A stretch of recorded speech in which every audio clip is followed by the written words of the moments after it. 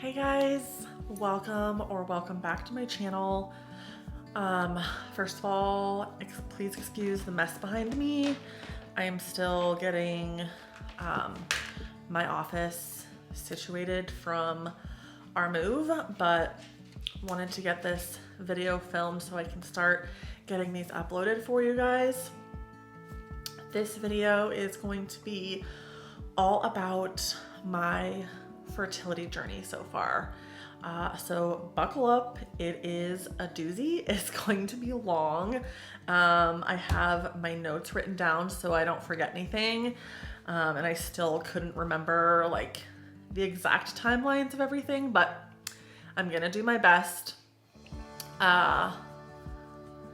And honestly, if there is anyone out there who has been through a similar situation, I would love to connect with you because I have not met a single person who has been through what me and my husband have been through. Like, I don't know. I have no words. So without further ado, let's get into it. All right, so my husband and I got married in October of 2015, and then in 2017, we decided to start trying really to have children. And I kind of always had a feeling that we might have some issues just because we had been together for, goodness, at this point, 6-ish years maybe, and had used no protection, weren't preventing anything, and I never got pregnant. So that kind of was like, oh, well, I feel like we might have some issues. So in August of 2018, so we had been trying a little over a year, and I wasn't crazy by any means as far as like every month I was tracking, and I definitely was not perfect about it. But again, I had a feeling that we were going to have some issues. So when it had been over a year, we went to see our first fertility doctor, and he did some testing, and I was diagnosed at that point with PCOS, and my husband was diagnosed with male factor infertility. So those two things combined were pretty much the reason that we were not getting pregnant. So they put Wes on Clomid for 3 months to improve his sperm. And after that, it was improved pretty significantly to a point where they were happy to move forward with doing IUIs. So in 2019, we did 2 IUIs, both of which failed. And then in September of 2019, my husband was in a really horrific accident. He was impaled by a tree branch while we were out riding our razor one day up in the mountains in Wyoming. It was insane. He's so lucky to be alive. He doesn't have any major issues from it other than he can't feel or move his right foot, but he's still able to live life normally, get around, work, all of that. Anyways, I'm not gonna get into that too much, but it obviously did affect our fertility journey at that point.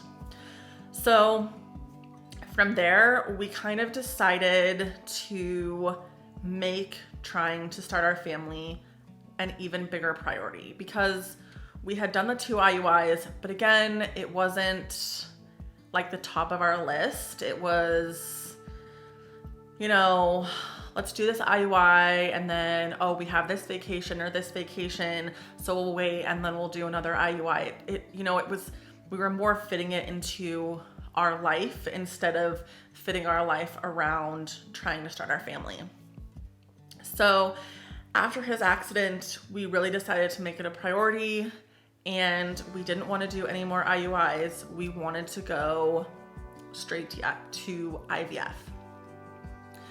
So we didn't have fertility insurance, and so we were paying out of pocket, and the clinic that we were at is extremely expensive. And so I started trying to find a clinic out of state that was a little bit more reasonably priced, yet still had a good reputation. And I ended up, through some forums on Facebook, finding a clinic in Arizona that had rave reviews. Everyone loved the doctor. At the time, it was just one doctor, and people seemed to love him and have good success with him. So I scheduled a consultation. That was in January of 2020. We really liked him. We felt really heard by him. And he said, oh yeah, I think you will have no problem getting pregnant. Like, let's do this. We were so excited. So shortly thereafter, as you know, the pandemic hit. And I was scheduled to do my first egg retrieval in May of 2020. March, April, clinics around the country shut down. Luckily, my clinic was up and running, and I was able to go to Arizona for my egg retrieval. The other nice thing is that my mother-in-law lived in Arizona, so I was able to stay with her because I had to go out there. I was there for about 2 weeks doing all of the injections, all the medications, and monitoring before my egg retrieval. So, did the egg retrieval, and on that day they retrieved 28 eggs. 26 of those eggs were mature, and all 26 fertilized through a method called ICSI. From there, they, started watching to see how many became blastocysts. So on day 5, I had 3 blastocysts, which I was pretty disappointed about, but they were still watching several grow. So on day 6, I had 6 more blastocysts, so a total of 9. And then day 7, I actually had 2 more that became blastocysts. So I had a total of 11 embryos that were frozen and sent off for PGS testing. And when that came back, we had 5 normal embryos, 3 girls and 2 boys, and then 2 were inconclusive, so a total of 7 embryos. So, also, when they were monitoring me for my egg retrieval, they found that I had a fibroid.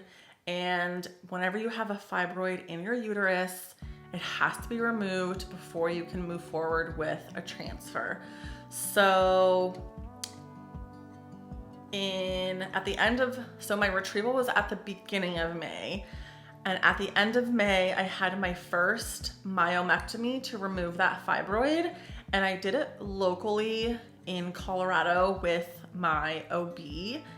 And she didn't remove it, she just shaved it. She was afraid to go in and actually remove it because she was afraid she was gonna damage the tissue around it or something like that. I can't exactly remember. So she just shaved it flat, basically. So had to wait about a month, then went in and did an ultrasound, and it was back. Basically, my body was pushing the fibroid up. So it was shaved, but then my body was pushing it out, so it was coming out more, if that makes sense. So had my second myomectomy, and with my OB again, and again, she just shaved it flat. And at this point, at this time, I didn't know any difference. I didn't know how it was supposed to go, what the procedure was supposed to be like. This was my, my first experience with it. So I thought she knew what she was doing. Well, after the second time, and we did an ultrasound and found that the fibroid was still there, my fertility doctor in Arizona was like, listen, come out to Arizona. I'm going to get this thing out for you. So I flew out to Arizona in September of 2020 for my third myomectomy with my fertility doctor, and he was able to actually remove the fibroid. So definitely in hindsight, wish I would have done that in the first place, because at this point I now had 3 surgeries to my uterus to remove 1 fibroid. So after that, we went into my first transfer cycle, which ended up being canceled. I honestly can't remember why it was canceled, but I just remember it being canceled. I remember being so devastated about it. But there was nothing I could do. So we ended up waiting until December, and I was finally able to do my very first transfer. We transferred 1 embryo, our best embryo. We didn't choose gender. We just had them put in the best embryo, and it failed. And that was in December of 2020. And then my third transfer cycle, was January of 2021, and that one was canceled because I ovulated early. Fourth transfer cycle, February of 2021, we transferred 1 embryo. We didn't change anything regarding my protocol. When I had talked to my doctor, he was basically like, let's do 1 more transfer. Let's don't change anything, because the odds are it was just bad luck basically the first time. So we did the second transfer, February of 2021, it failed. So then after that, we decided to do what's called an ERA. It's a endometrial receptivity assay, and basically they go in and they biopsy your lining to determine the perfect window for you to transfer your embryo. So we did that in spring of 2021. I honestly can't remember the exact month, but it showed that I was pre-receptive, basically a day and a half. So I needed a day and a half more of progesterone than the normal 5-day progesterone window. So instead of doing progesterone for 5 days before transfer, I needed 6.5 days. So then my 5th transfer cycle was in May of 2021. We didn't change anything with the protocol except for the timing of the progesterone because of my ERA. We transferred 2 embryos, 1 boy and 1 girl, and it ended in a chemical pregnancy. Basically, I got a positive pregnancy test. It was pretty faint, and my HCG was, I think it was a 6 the first time, and it went up to a 7 the second time, and then went to nothing. So it was very, very low, basically nothing, but still considered a chemical pregnancy. So after my 5th transfer, after that failed transfer, they found another fibroid. So in the summer of 2021, I flew to Arizona to have that fibroid removed. It was able to be removed with no issues. After that, because anytime you do a myomectomy and you have a fibroid removed, you have to repeat the ERA because it can change the environment in your uterus. So, and also let me tell you, these ERAs are insanely painful. I mean, they are taking a biopsy, they are taking a chunk of your endometrium and it is honestly one of the most painful things I have ever experienced.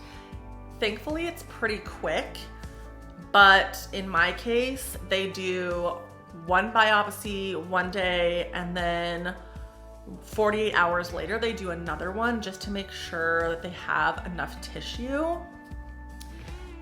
And I was like traumatized by these ERAs. So I had to do it again.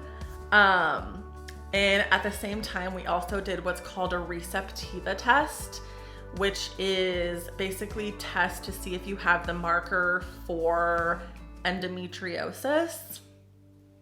And that was in the fall of 2021. So it came back, the ERA timing was the same, and I was negative for any signs of endometriosis, but the biopsy did show that there could be a possible polyp in my uterus. And so I had to, again, fly to Arizona to do a hysteroscopy. So this is just an exploratory surgery to see if I have any polyps, and if I do, then remove them at that time. And I did not have polyps. And my doctor also made sure at that time to take a good look inside of my uterus and just make sure everything is really, really clean and good to go for the next transfer. And it was. He said it was beautiful. I have heard that so many times. Doctors say your uterus is beautiful, your lining is beautiful, but still no pregnancy. So everything was good to go. And then I also did some extra blood workup just to make sure there wasn't anything in there. I think I got thyroid tested, vitamin levels tested, all that kind of stuff, and all of that came back perfectly normal. So no issues there. And then, okay, so after that, I had canceled transfer cycles in December of 2021, January, February, March, and April of 2022, all because my lining wasn't thickening anymore. And my doctor thinks that this was probably happening due to all the surgeries that I had on my uterus. It kind of affected my endometrial lining, and it wasn't thickening past about a 6 or a 6.5, whereas before it was getting to an 8, no problem. So finally in May of 2022, we decided to go ahead with the transfer, even though my lining was only a 6.5, because the appearance of it looked really good. It was triple layered. It had that shape, like that kind of like bulbous shape at the end, which if you're not familiar with IVF, you won't know, but there's a look to it, a very, very specific look that they look for, and it had that. So my doctor was like, that's great. We're more concerned about the appearance of the lining than the thickness. So let's move forward with the transfer. So May of 2022, we moved forward with the transfer. And this time we also added in what's called an antihistamine protocol. So I was on prednisone, so a low dose steroid. I was on Claritin, baby aspirin, also Pepsid twice a day. So it's basically suppressing my immune system in case there's anything in my body that was trying to attack this embryo. So May of 2021, it was our last normal embryo that we knew of, and it failed. After that, our doctor recommended we re-biopsy the 2 inconclusive embryos and re-PGS test them. And so we did that, and they both came back normal, which was such a huge relief to us because we were so scared that we had no more embryos. So both those embryos came back normal. We had one boy and one girl, which was so cool.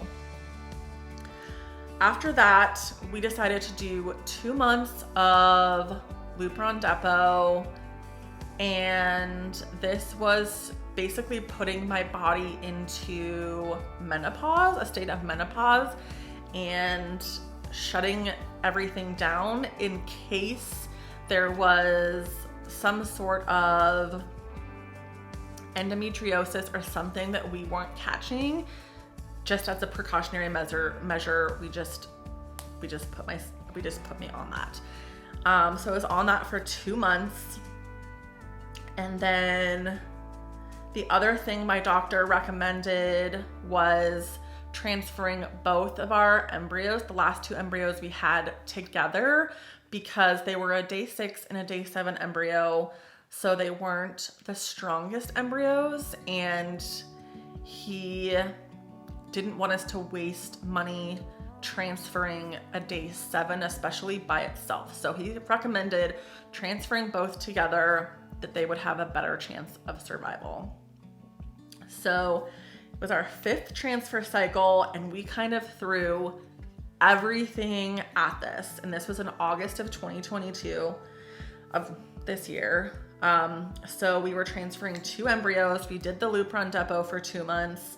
We did a natural cycle, which instead of doing a medicated cycle where basically the hormones that I'm injecting tell my body what to do, we were following my body's natural cues as to when to transfer. And my body actually responded really, really well to the natural cycle.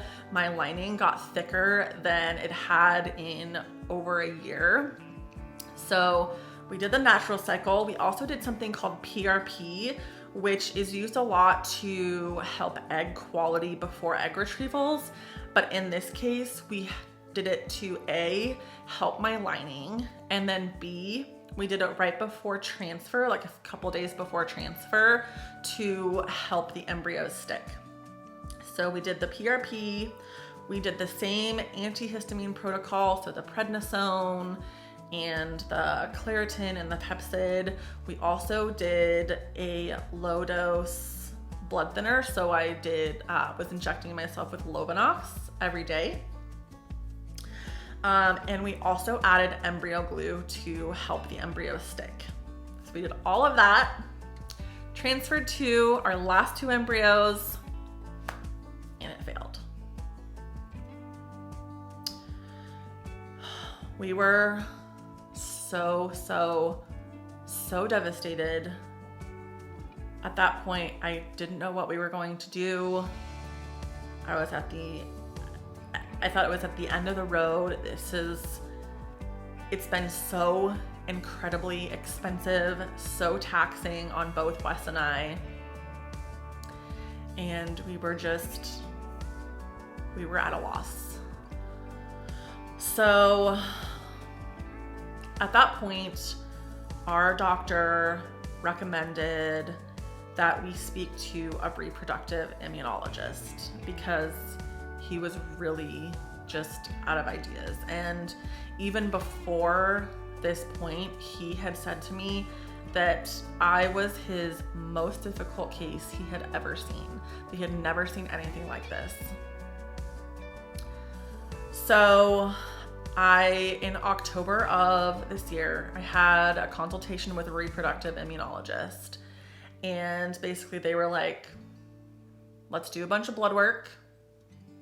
And, we're gonna test for, I can't even tell you the crazy things that they said. And we'll go from there. So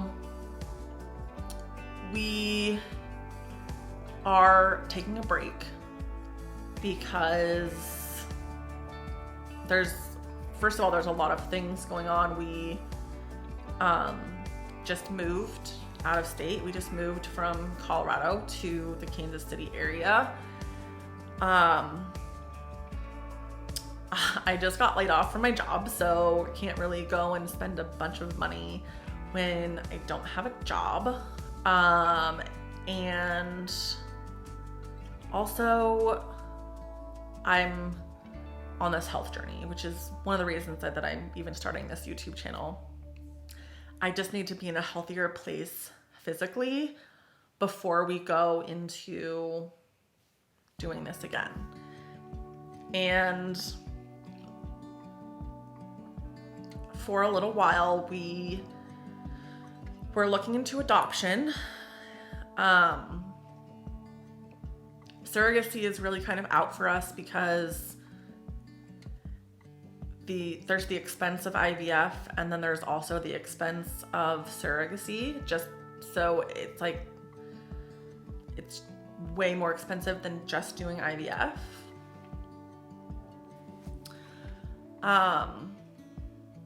So we started looking into adoption, but I was not and am not ready to give up on having my own biological children. There's just something in me. I'm just not ready to let that dream go. So I contacted a fertility doctor in the Kansas City area who is known for his work. I follow a couple of people on Instagram that have gone to see him and who've had pretty complicated cases, and they both have been blessed with babies. And so I decided to have a consultation with him, and I had that consultation just last week. And basically he wants Wes and I to do some additional testing with him. We went through everything that happened, basically just as I told you guys. And he has some additional ideas for things that we haven't done yet, which is hopeful. He also said that he has women that are in my similar position that he has gotten pregnant. So that makes me hopeful as well. He said that if after 1 or 2 tries I'm still not pregnant, that we would probably need to go the surrogacy route. So we need to definitely reevaluate at that point. So as it stands right now, like I said, he wants me to come in and Wes to come in for testing.